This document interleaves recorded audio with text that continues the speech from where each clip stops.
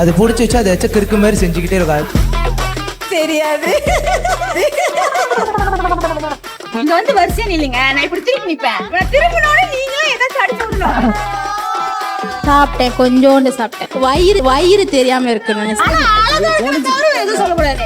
மாப்பிள்ளை நல்லா சமைச்சு கொடுப்பாராமா? அவருக்கு சமைக்கவே தெரியாது. சமைக்கவே தெரியாதா? நல்லா சாப்பிட தெரியும். கண்டிப்பா ஒருத்தர் விட்டு கொடுத்து அனுசரிச்சு போய்க்கிறீங்க தானே? போக மாட்டாங்க. என்ன விட்டு கொடுத்துதான் போனோம்.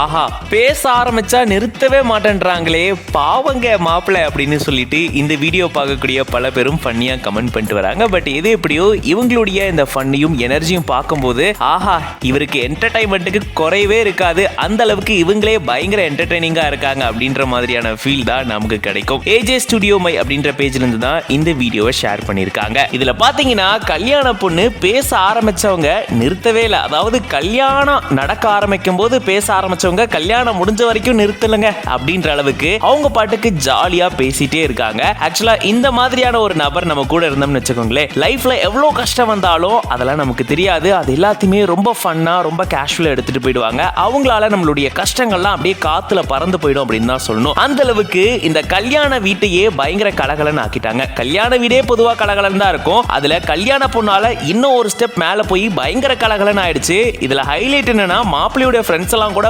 பயங்கரமா வந்து கலாய்ச்சிட்டாங்க. அந்த அளவுக்கு மைக்க வாங்கி பேச ஆரம்பிச்சவங்க பேசிக்கிட்டே இருந்திருக்காங்க. அவ்வளவு ஃபன் ஃபில்டா தன்னுடைய மேரேஜ, தன்னுடைய அந்த மறக்க முடியாத தருணத்தை ரொம்ப ரொம்ப அழகாகவும் நினைவு கூறும் விதமாகவும் மாத்திருக்காங்க இவங்க. இவங்களுடைய இந்த பேச்சு ஸ்டைல பார்க்கும்போதே அவ்வளவு அழகா இருக்குல்ல. சோ இந்த வீடியோ கண்டிப்பா உங்களுடைய முகத்துல ஒரு ஸ்மைல் கொண்டு வந்திருக்கும் அப்படின்றதுல டவுட்டே இல்ல. இந்த வீடியோ பார்க்கும்போது நீங்க எப்படி ஃபீல் பண்றீங்க அப்படின்றத கமெண்ட்ஸ்ல சொல்லுங்க.